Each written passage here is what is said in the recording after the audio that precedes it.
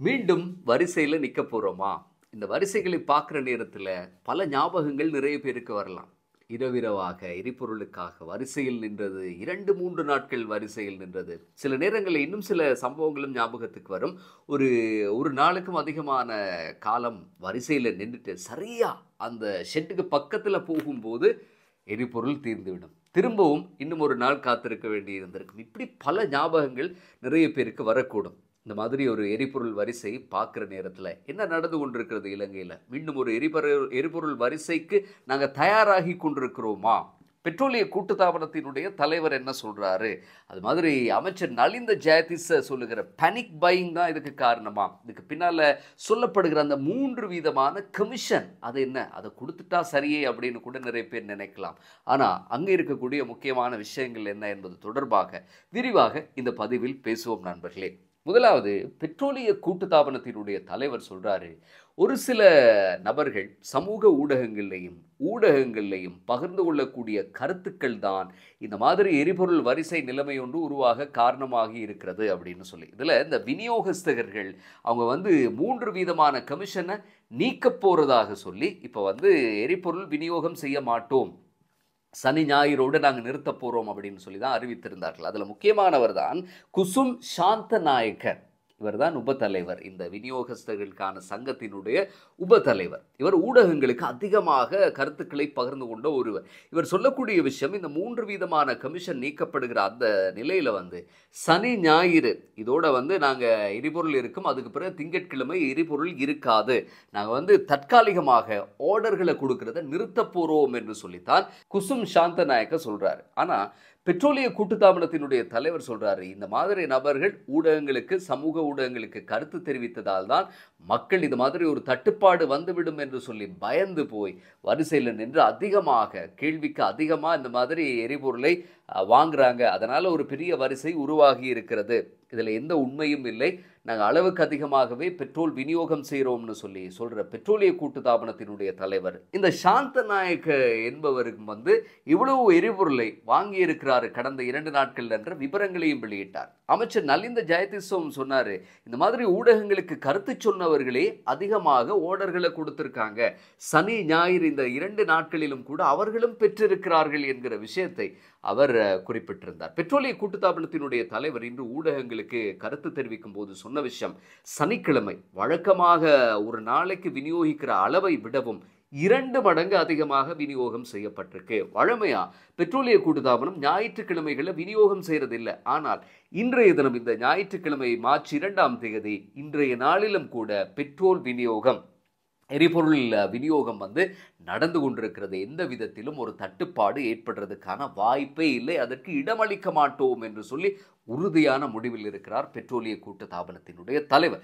அது மாதிரி அவர் எடுத்த முடிவிலும் கூட உறுதியாக இருக்கிறார். ஆக இந்த மாதிரி ஒரு பெரிய ஒரு பிரச்சனை ஏற்படுத்தி ஒரு நெருக்கடி ஏற்படுத்த முயற்சிக்கக்கூடியவர்களை அரசாங்கம் பார்த்து கொள்ளும், நீதிமன்றத்தினுடைய தீர்ப்பை நான் நடைமுறைப்படுத்த வேண்டும், அதை மீறி என்னால் செயற்பட முடியாதுன்னு சொல்லி அவர் இருக்கக்கூடிய அந்த உறுதியான நிலைப்பாட்டை உண்மையில் பாராட்டியாக வேண்டும். அதே மாதிரி இந்த விநியோகஸ்தர்கள் கேட்கக்கூடிய இந்த 3 வித கமிஷனை கொடுத்தால்தான் என்ன, அதுக்கு பின்னணியில் இருக்கிற விஷயங்கள் என்ன அப்படிங்கிறது குறித்தும் நாங்கள் பேச வேண்டி இருக்கிறது. நலிந்த ஜெயதிஸ் சொல்கிறாரு, ஒரு பேனிக் பையிங் ஒன்று தான் ஏற்பட்டிருக்கு. பொதுவாக ஒரு பொருளுக்கு ஒரே தடவையில் அதிகமாக கேள்வி ஏற்பட்டு நிறைய பேர் முந்தியடித்து கொண்டு வாங்க முற்பட்டால் நிச்சயமாக ஒரு தட்டுப்பாடு சந்தையில் ஏற்படும். அதை விட கோவிட் காலத்தில் நாங்கள் பார்த்துருக்கிறோம், ஒரு நெருக்கடி மிக்க ஒரு அவசர கால நிலைமை ஒன்று ஏற்படுகிற போதும் இந்த மாதிரியான சம்பவங்கள் ஏற்படும். இப்போ இந்த சோஷியல் மீடியாலையும் ஊடகங்களையும் இந்த மாதிரி கருத்துக்கள் சொல்ல போனதால் சனிக்கிழமை நீண்ட வரிசைகளை பார்த்தோம். ஆனால் ஞாயிற்றுக்கிழமை அந்த வரிசைகள் படிப்படியாக குறைந்து போயிருந்தது.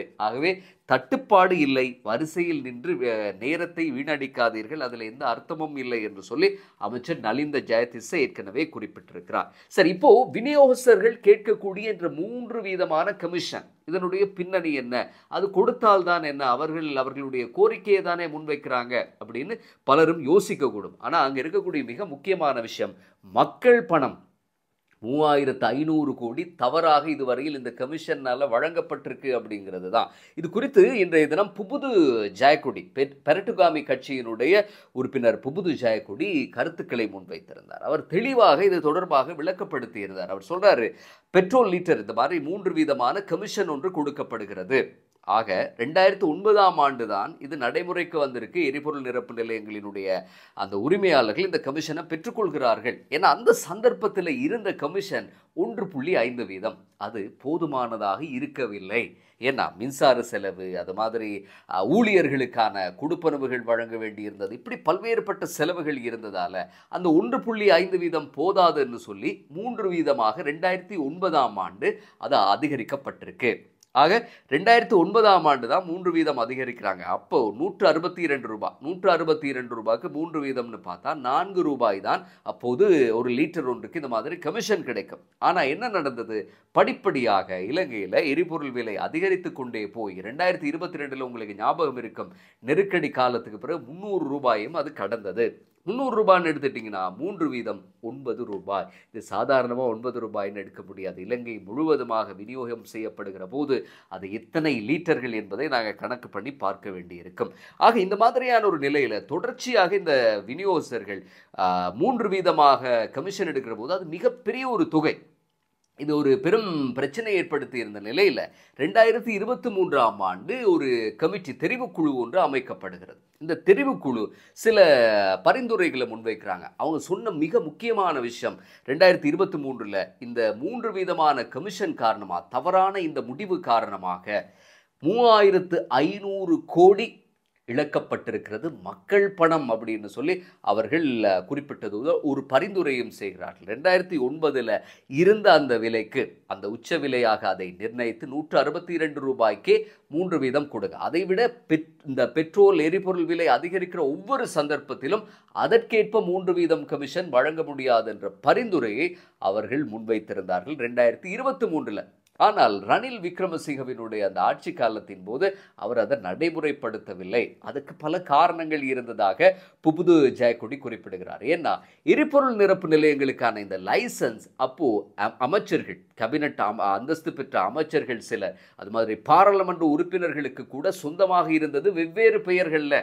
இதனால் ரணில் விக்ரமசிங்க அப்போது அந்த நடவடிக்கையை எடுக்கவில்லை. 15-20 அமைச்சர்கள், பாராளுமன்ற உறுப்பினர்கள் இருந்தார்கள். இந்த மாதிரி 15-20 எரிபொருள் நிரப்பு நிலையங்களுக்கு சொந்தக்காரர்களாக வெவ்வேறு பெயர்கள். அதனால் அவங்களை கண்டுபிடிக்கிறதும் கஷ்டமாகி போயிருந்தது. ஆனால் ஒருவருடைய பெயரை அவர் குறிப்பிட்டார் ஊடக சந்திப்பில், காமினி லொக்குகே. அவருக்கே எக்கச்சக்கமான ஷெட் சொந்தமாக இருக்காம், லைசன்ஸ் பெற்று வைத்திருக்கிறார். ஆக இந்த காரணங்களால் இந்த 3 வீத கமிஷனை அவர் நிறுத்தவில்லை என்று சொல்லி அவர் குறிப்பிடுகிறார்.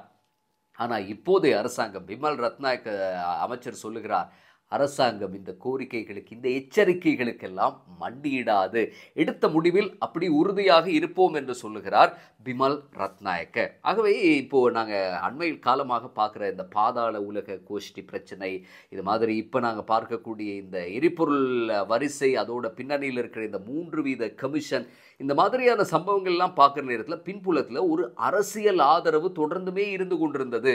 ஏன்னா ஒரு அரசியல்வாதி ஏதோ ஒரு விதத்தில் ஒரு சந்தர்ப்பத்தில் குழுவோடு தொடர்பு பட்டு இருந்து கொண்டே இருந்திருக்கிறார். இப்போ சுனில் வட்டவல அமைச்சர் கூட பாராளுமன்றத்தில் நேற்றைய தினம் குறிப்பிடுகிறார், முன்னாள் ஜனாதிபதிகள் எந்தெந்த பாதாள உலக கோஷ்டி தலைவர்களை அவர்களுக்கு ஆதரவு கொடுத்து ஊக்குவித்து வந்தார்கள் என்கிற விவரங்களை பெயரோட சொல்லுகிறார் சுனில் வட்டவல பாராளுமன்ற உறுப்பினர். ஆக இந்த மாதிரியான ஒரு நிலையில் இந்த அரசாங்கம் ஊழல், லஞ்சம் இதற்கு உறுதுணையாக இருக்க போவதில்லை. அதே மாதிரி இந்த மாதிரியான சம்பவங்களோடு இதற்கு துணையாக அரசியல் ஆதரவும் இருக்காது. ஆகவே இந்த மாதிரியான பிரச்சனையின் போது அரசாங்கம் எடுத்திருக்கக்கூடிய இந்த நிலைப்பாட்டை மக்களும் ஆதரிக்கிறார்கள். நிறைய பேர் கருத்துக்களை வழங்குகிற போது கூட நாங்கள் பார்த்துருந்தோம். நாங்கள் இவ்வளவு நேரம் வரிசையில் நின்றாலும் பரவாயில்லை, அரசாங்கம் எடுத்த முடிவோடு நாங்கள் ஆதரவு கொடுக்கிறோம்னு சொல்லி பல மக்கள் சொல்லக்கூடிய கருத்துக்களையும் பார்க்கக்கூடியதாக இருந்தது. எதுக்காக 3500 கோடி ஒரு சில வியாபாரிகளுக்கு தவறான விதத்தில் வழங்கப்பட வேண்டும்? அதுவும் 1000-ஐ விட குறைந்த ஒரு விநியோகஸ்தர்களுக்கு தான் இந்த மாதிரி இந்த பணம் போய் சேர்கிறது. ஆகவே அது முறையான ஒரு விதத்தில் சரியான ஒரு சூத்திரத்தை அமைத்து அதன் அடிப்படையில் வழங்கப்பட்டால் அதில் எந்த பிரச்சனையும் இல்லை. இந்த மாதிரி விலை அதிகரிப்புக்கு ஏற்ப இந்த மாதிரி அதிகமான கமிஷன் வழங்க வேண்டிய தேவை இல்லை. அதுவும் மக்கள் பணத்தை கொண்டு இந்த மாதிரி வழங்க வேண்டிய எந்த ஒரு தேவையும் இல்லை. பெட்ரோலிய கூட்டுத்தாபனத்தினுடைய தலைவர் உறுதியாக இருக்கிறார். அரசாங்கம் வருகிற நெருக்கடி பிரச்சனைகளை சமாளிக்கும், நாங்கள் எடுத்த முடிவில் உறுதியாக இருப்போம்னு சொல்றாரு. பிமல் ரத்நாயக்க அரசு மண்டியிடாது இந்த மாதிரியானவர்களுக்கு முன்னிலையில்னு சொல்றார். பொறுத்திருந்து பார்ப்போம். திங்கட்கிழமை பெரும் வரிசை வரும் என்ற குசும் சாந்தநாயக்க சொன்ன விஷயம் அப்படியே நடக்குமா? அவரே நிறைய ஓர்டர்களை கொடுத்து இப்போ விநியோகம் செய்து கொண்டிருக்கக்கூடிய நிலையில் இந்த நாடகம் நிறைவுக்கு வந்துவிடும். அநேகமாக இன்றைய தினத்திலேயே எந்த விதமான வரிசையும் பார்க்கக்கூடியதாக இருக்கவில்லை. இனி அடுத்ததாக நாங்கள் கவனம் செலுத்தக்கூடிய விஷயம், கீத் நோயார், ஊடகவியலாளர் கீத் நோயார் கடத்தப்பட்டு மிக கொடூரமாக தாக்கப்பட்டிருந்தார். மிக மோசமான துன்புறுத்தல்கள் அவர் மீது சுமத்தப்பட்டிருந்த நிலையில் அவர் ஒரு மாதிரி மீட்கப்பட்டு மருத்துவமனையில் அனுமதிக்கப்பட்ட சம்பவம் 2008 மே மாதம் நடந்தது. பலருக்குமே ஞாபகத்தில் இருக்கும். இந்த சம்பவத்தோடு கடந்த ஆட்சிகளின் போது ஒரு 5 இராணுவ புலனாய்வு உறுப்பினர்கள், நல்லாட்சியின் போது 5 இராணுவ புலனாய்வு உறுப்பினர்கள் கைது செய்யப்பட்டார்கள். இன்னும் ஒரு 3 பேரை கைது செய்ய வேண்டும் என்று சொல்லி சட்டமா அதிபரும் கூட பரிந்துரைகளை முன்வைத்தும் கூட அடுத்தடுத்த வந்த ஆட்சிகளின் போது அது நடக்கவில்லை. அது அப்படியே மூடிட்டாங்க ஃபைல் எல்லாத்தையும். இப்போது மூடப்பட்ட எல்லா ஃபைலுமே திறக்கப்படுகிற காலம் இது. கீத் நோயாரினுடைய விசாரணை ஒரு 80-90% நிறைவு பெற்றிருப்பதாகத்தான் தெரிகிறது. இன்றைய தினம் 2 இன்னும் இராணுவ புலனாய்வு பிரிவு அதிகாரிகள் கைது செய்யப்பட்ட செய்தி வருகிறது. ஆகவே இப்போ மொத்தமாக பார்த்தீங்கன்னா ஒரு 7 பேர் வரையில் கைது செய்யப்பட்டிருக்கிறார்கள் இந்த சம்பவத்தோடு. ஏற்கனவே கோட்டாபய ராஜபக்சவும் கூட விசாரணைக்காக அழைக்கப்பட்டு அவருடனும் கூட விசாரணைகள் நடந்திருந்ததையும் கூட நாங்கள் செய்திகளில் படித்திருந்தோம். அடுத்து இன்னும் ஒரு முக்கியமான ஒருவரை தேடிக்கொண்டிருக்கிறார்கள். அவர் வேறு யாருமல்ல, முன்னாள் போலீஸ் அதிபராக இருந்த தேசபந்து தென்னக்கோன். இவர் கடந்த காலங்கள் 2023ஆம் ஆண்டு வெலிகமையில் ஒரு ஹோட்டல் ஒன்றின் முன்னால் நடந்த துப்பாக்கிச் சூட்டு சம்பவத்தோடு தொடர்புபட்ட அந்த விசாரணையில் இப்போது அவருக்கு பிடியாணை பிறப்பிக்கப்பட்டிருக்கு. ஆனால் ஒரு போலீஸ் அதிபராக இருந்த ஒருவரே தலைமறைவாகி இருக்கிறார் என்பது இவ்வளவு வெட்கமான ஒரு செயல். இப்படி எத்தனையோ குற்றவாளிகள் இந்த மாதிரி தலைமறைவாகி இருக்க சிஐடி தேடுவாங்க. ஆனால் முன்னாள் போலீஸ் அதிபர் எவ்வளோ ஒரு முன்னுதாரணமாக நடந்து கொள்ள வேண்டும். அவர் தலைமறைவாகி இருக்கிறார். இப்போ ஒரு 2 நாளாக அவரை தேடிட்டு இருக்காங்க. எங்கே போனார்ன்றது தெரியல. ஆனால் கிடைக்கக்கூடிய தகவலின் அடிப்படையில் அவர் நாட்டை விட்டு வெளியேறியதாக எந்த தகவலும் இல்லை. நாட்டுக்குள்ளே தான் இருக்கிறார்னு சொல்லப்படுது. இப்போ அவருக்கு ஒரு ட்ராவல் பேன் ஒன்று கூட போடப்பட்டிருக்கு. அதனால் அவர் வெளிநாடு போக முடியாது, நாட்டுக்குள்ளே தான் இருக்கார், எங்கேயோ ஒளிந்திருக்கிறார். இந்த செவ்வந்தியை தேடுற மாதிரி இப்போது முன்னாள் போலீஸ் அதிபரையும் கூட தேட வேண்டிய ஒரு நிலைமை உருவாகி இருக்கிறது சிஐடிக்கு. அந்த தகவலோடு நாங்கள் இந்த டிஜிட்டல் வரி தொடர்பாக வெளிநாடுகளுக்கு டிஜிட்டல் சேவை வழங்கும் போது 15% ஒரு வரி அறவிடப்படுகிற ஒரு புதிய நடைமுறை வந்திருக்கிறது. இது தொடர்பாக பல விமர்சனங்களும் கூட முன்வைக்கப்படுகிற நிலையில் இதில் பல நன்மைகளும் இருக்கிறது என்பதை ஞாபகப்படுத்தி கொண்டே இந்த பதிவை நிறைவு செய்யலாம். சர்வதேச ரீதியாகவே இந்த டிஜிட்டல் சேவைகளுக்கு ஒரு 15% வரி அறவிடப்படுகிற ஒரு நிலைமை இருக்கிறது. இலங்கை இந்த வரியை அறவிடாமல் போனால் இலங்கையில் இந்த மாதிரி சேவை வழங்கக்கூடியவர்கள் இன்னும் ஒரு நாட்டுக்கு அந்த வரியை செலுத்த வேண்டி இருக்கும். ஆக அது இலங்கைக்கு செலுத்துறதுல எந்த பிரச்சனையும் நமக்கு இல்லை. அதே மாதிரி பார்த்தீங்கன்னு சொன்னால் இப்போ கூட யூடியூபர்ஸ் நிறைய பேர் அவங்களுக்கு வரக்கூடிய வருமானங்களில் ஒரு பகுதி 3லிருந்து ஒரு 5% வரியை அமெரிக்காவுக்கு செலுத்தி கொண்டு தான் இருக்கிறார்கள். ஆக வரக்கூடிய நாட்களில் இன்னும் ஒரு 15% வரி வெளிநாட்டுக்கு போகிறதை தவிர்க்கிறதுக்கு இலங்கை அந்த வரியை அறவிட்டா வெளிநாடுகள் மீண்டும் ஒரு முறை அந்த வரியை அறவிட முடியாது. ஏன்னா டபுள் டாக்ஸேஷன் இருக்க முடியாது. ஆகவே இலங்கை இப்போ அந்த 15% வரியை கொண்டு வந்திருக்கிறது. அதில் இருக்கக்கூடிய நன்மை என்ன அப்படின்னு பலரும் கேள்வி கேட்கலாம். ஏற்கனவே இலங்கையில் வருமான வரி இருக்குது. உதாரணமாக ஒரு 5 லட்சம் வருமானம் ஈட்டக்கூடியவர் 36% வரி செலுத்தணும். ஆனால் இந்த டிஜிட்டல் சேவை வழங்கக்கூடியவர்கள் 5 லட்சமாக இருந்தாலும் கோடிக்கணக்காக இருந்தாலும் செலுத்த வேண்டியது என்னவோ 15% தான். அதுவும் 1.5 லட்சத்துக்கு மேலே இருந்து தான் படிப்படியாக ஆரம்பிக்குது. 6%, அதுக்கு பிறகு 8%, அதுக்கு பிறகு எவ்வளவா இருந்தாலும் அது 15% தான் டிஜிட்டல் சேவை வழங்கக்கூடியவர்களுக்கு. ஆனால் வருமான வரி பார்த்தீங்கன்னா 36%. இதனால் நீங்கள் டிஜிட்டல் சேவைகளை வெளிநாடுகள்லேருந்து உங்களுடைய வங்கி கணக்குக்கு நேரடியாக அந்த பணம் வந்தால் அதை நீங்கள் அதை உறுதிப்படுத்துறதுக்கான ஆவணங்களை முன்வைத்தால் அதை டிஜிட்டல் சேவைக்குள்ளே உட்படுத்தி அதுக்காக குறைந்த ஒரு வரியை நீங்கள் வந்து செலுத்தக்கூடியதாக இருக்கும். மாறா வருமான வரி செலுத்த போனீங்கன்னா அதிகமாக செலுத்த வேண்டியிருக்கும். டிஜிட்டல் சேவை என்பதால் 15% தான் கோடிக்கணக்கில் உழைத்தாலும் கூட. இதில் கிடைக்கக்கூடிய இன்னும் சில சலுகைகள், நீங்கள் செலவு செய்யக்கூடிய இன்டர்நெட்டுக்கான செலவுகள், அது மாதிரி தொலைபேசி செலவுகள் இதெல்லாம் கழித்து கொண்டு இதை செலுத்த முடியும். அது மாதிரி அமெரிக்கா ஏற்கனவே ஒரு வரி அல்லது இன்னும் ஒரு நாடு இந்த டிஜிட்டல் சேவைக்கான வரியை அறவிட்டால் அதை கழித்து எஞ்சிய 15% அந்த எஞ்சிய தொகையை தான் நீங்கள் செலுத்த வேண்டியிருக்கும்.